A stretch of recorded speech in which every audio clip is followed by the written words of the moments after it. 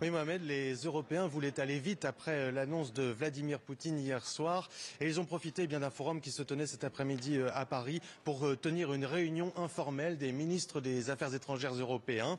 Et alors cette réunion, elle s'est tenue. La conférence de presse est encore en cours actuellement. Néanmoins, on en sait un peu plus sur ces mesures. Ils voulaient aller vite, notamment parce qu'il y a déjà Londres qui a annoncé son paquet de mesures, notamment aussi Berlin qui a annoncé, vous l'avez dit, suspendre l'autorisation de mise en service du gazoduc Nord Stream 2. Alors les 27, eux aussi, devraient annoncer un paquet de mesures, tout d'abord qui devrait viser des personnes dans l'entourage de Vladimir Poutine, des personnes, des responsables politiques, mais aussi des oligarques.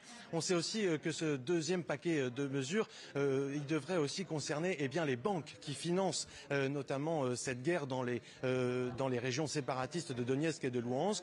On sait aussi, et ça n'est pas la moindre des mesures et des sanctions, c'est qu'il devrait limiter l'accès au marché et aux services financiers de l'Union européenne, là aussi pour limiter le financement de cette politique agressive selon les Européens. Et puis enfin, il y a un quatrième paquet de mesures qui devrait concerner le commerce avec ces régions séparatistes en provenance ou à destination de l'UE, là aussi pour limiter le financement et faire comprendre, je cite, les conséquences économiques aux responsables de ces régions. Les 27 l'annoncent d'ores et déjà, même si on attend encore des précisions sur ces sanctions. Ils l'annoncent, ce n'est qu'un premier paquet de mesures et ils se réservent d'ores et déjà le droit d'augmenter le degré de ces sanctions à l'avenir si la situation l'exigeait.